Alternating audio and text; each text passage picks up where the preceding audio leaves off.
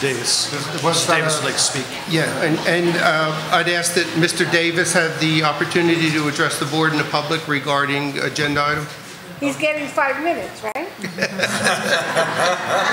Oh, you're getting 5 minutes. I'm no longer your business administrator. I'm not going to speak pro or con on the issue, but I couldn't help but, as I sat here and listened, the reason I haven't commented on this before is nobody asked me, but in the 2 years I was down in Trenton as Assistant Commissioner for Finance, 1993-94, I served under Governor Florio and Commissioner Fitzgerald.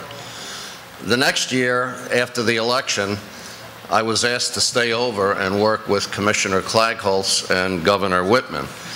Needless to say, Mr. Florio and Mrs. Whitman are slightly divergent in their political views, one of which was charter schools. And since the statute was referenced tonight, I thought I would simply share with you personal knowledge firsthand as an assistant commissioner who sat through the discussions with the governors and the commissioners, should we or should we not move to charter schools. You need to read that statute and the legislative intent statement in conjunction with the background of what was happening to education in New Jersey at that time. Very briefly, in 1989, the state implemented its first takeover of a failing urban center when they took over the Jersey City Public Schools. 2 years later, in August of 1991, they took over the Paterson Public Schools.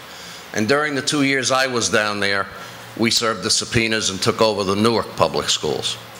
The whole concept of the Whitman administration ultimately approving charter schools was done in the context of, okay, we have now taken over the 3 largest major school systems in the state. We've seen that we can solve the fiscal problems, the governance problems, the personnel problems. How the hell do we deal with the educational problems? And so it's under that context of serving to meet the needs of kids in Newark and Paterson and Jersey City that charter schools eventually were approved. And as a matter of fact, when you look at the reference to educational programs and a diversity of programs, the state, when they first did that, approved 6 or 7 readily acceptable programs that had proven nationwide appeal, like whole school reform and a few others, and any district could choose one of those 8 programs. That's the first thing I want to mention, because you need to understand the concept. The second thing I want to mention is I spent 22 years in the Montclair Public Schools, where we chose to develop magnet schools as a way of integrating our schools rather than force busing, missing grades, that kind of thing. And we developed magnet schools, gifted and talented, performing arts, basic skills, future studies, Montessori, where teachers had to be Montessori certified as well as New Jersey State certified. We had 8 elementary magnet schools, each one doing what I hear being mentioned here tonight, meeting the unique needs of what each parent thinks their kid should have as a program. But Montclair has 5,000 pupils, it has 8,000 schools. You can set up all of these different magnet schools, and we did say to the parents, there is no elementary school district boundary lines. Here are 8 different programs. Come and listen to what those programs are. Pick any school in town you want to go to. Now, why do I say that? Somehow, as I sit here and listen to what's going on tonight, it seems that politically, the concept of charter school to deal with the kids in Newark and Paterson and Jersey City who couldn't get a decent education and couldn't afford a private school, and this would provide them with an alternative, has morphed into a magnet school system, because that's what I hear. We have a dual language school. We have a kind of science, tech, hands-on magnet. What you need to consider for the future, if you discuss this issue, is there's nothing wrong with what the parents said here tonight about the curriculum that's being proposed for Da Vinci. There's probably nothing wrong with the dual language, but next year you'll have the Montessori people in here, and the year after that you'll have the performing arts people in here, and the year after that you'll have the gifted and talented people in here, and everybody who has a magnet school, because that's what these are now. They're not charter schools. You're talking about magnet schools with unique curricula to meet the needs of kids. Where do you go in a town with 2,000 pupils in the public schools, 1 square mile? This is not an Essex County community with 5,000 to 10,000 students and 8 to 12 elementary schools. You can't possibly meet that demand of magnet schools for every kid. The second thing I wanted to comment on beyond that is with regard to the finances, to be very specific. Probably most of the charter schools are not being well served by the financial formula, nor are the public schools. Neither one of them is doing well with it. The charter schools, as you know, and I've told you before, in this town, 92% of the money comes from tax levy and state aid. The charter schools get 100% of the current year's state aid and 90% of the prior year's tax levy.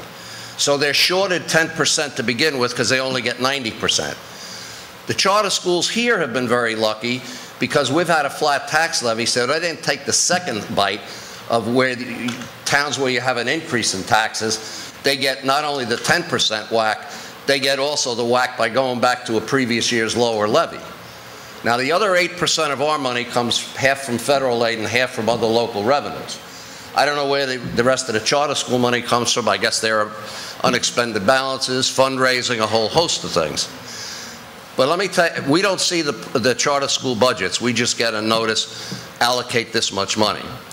Whoever said the public schools are not impacted and the money just follows the student and there's no impact on the public schools, I can tell you that having prepared your last 3 budgets, they don't know what they're talking about. I prepare a budget for you each year with the expected increases in salaries, supplies, contracted services, everything if we operated as we did this year. And with that, we try and keep the tax levy flat, we get the state aid numbers certified, and we hope to move from there. The last number I get is the allocation to charter schools. So when the whole budget was developed, go back and look at the document you got. In 2010-11, at the last moment, we were told your allocation for charter schools is $4.9 million. This year, at the last moment, we were told it's $6 million. Next year's budget, we're told at the last minute it's $7.2 million. So now at the last minute, my allocation for charter schools has to go up from $6 million to $7.2 million. Those of you who are on the Finance Committee, and I think I met with other board members separately also, you know that we had to make a lot of adjustments to accommodate that. The idea that the money moves with the kids is false. For example, 40% of your budget is on support services. Principal salaries, guidance counselor salaries, nurses' salaries, utilities, fuel oil, electric light bills, telephone bills. That's 40% of the allocation I can't touch. I can't tell the principal come in 2 less days because a bunch of kids moved to the charter schools. I can't turn the heat down in the winter to 60 degrees because we have fewer kids, and that 40% of the money went to the charter schools. So right off the bat, for all intents and purposes, I can't touch 40% of that money. The other 60%, you have to find out for classroom piece, how many teachers can you cut if you lose X amount of pupils? And unless they come in bunches, 25 kids in this school at that grade level, you're not going to be able to cut too many teachers. So something does have to give. Now, it is true that I said we were able to accommodate that the last 2 years to lower the total expenditures, slightly reduce the tax levy, add some staff and ad program, and accommodate the charter school significant increases. But keep in mind, that was dealing with significant large numbers of retirements, 34 and 36 in reality, that were due to the changes in pension law and those initiatives. You will not have that again. So if you have another year next year and that $7.2 million goes to $8 million or $8.5 million, you will be making some cuts. And I guarantee you that. And anybody thinks that you don't have to cut the budget, I would welcome them to come in and visit the business administrator's office the day after the governor releases the state aid notices, and you get the charter school allocation, and you've got the budget set up to operate as normal, and then you get told you got to move $1 million to the charter schools. And you don't want to simply add $1 million to the tax levy, I don't think. And you're not going to get the free ride of the retirements again, for sure. Matter of fact, we budgeted only 12 this year, and, you know, maybe you'll make it. So I think that's an absolutely fallacious statement that the money moves with the kid. By the way, I would agree with the charter school people that they're not getting all the funding they need. But that was a political compromise made by the Whitman administration when they desperately wanted the charter schools to pass, and they wanted to take the money from the public schools, but in a way that it didn't appear that bad at first. You got to put that in the political context of 1991, 92, 93, because remember, the takeovers were 89, 91, and 95, and that statute was passed in 95. So I would urge you, you better think forward, because next year it'll be the Montessori people who think this is what my kid needs. And then it'll be the performing arts people, this is what my kid needs. Maybe ultimately you should close the public schools and take those 10 buildings and have 10 separate magnets. There are bills being introduced today, they're not moving too fast, that would permit parochial schools to remove the religious imagery and file as a charter school. And you know, as long as they did it in the right way, it'd be hard to deny them. The whole thing has morphed from the original intent to deal with the problems of kids in the urban centers who were doomed unless they could get some alternative. And it's now morphed into what I sit here and I listen to this tonight. We're a town of magnet schools. My kid needs gifted and talented. My kid needs dual language. But that's fine. Now, listen, we did 22 years. We had a very successful magnet school program in Montclair.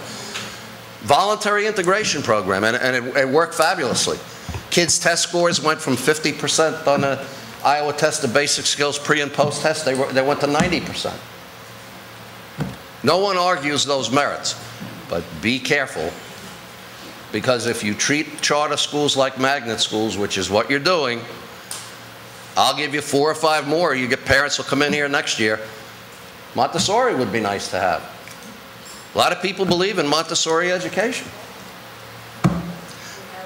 Not speaking pro or con, a lot of the facts I heard were true, but food for thought.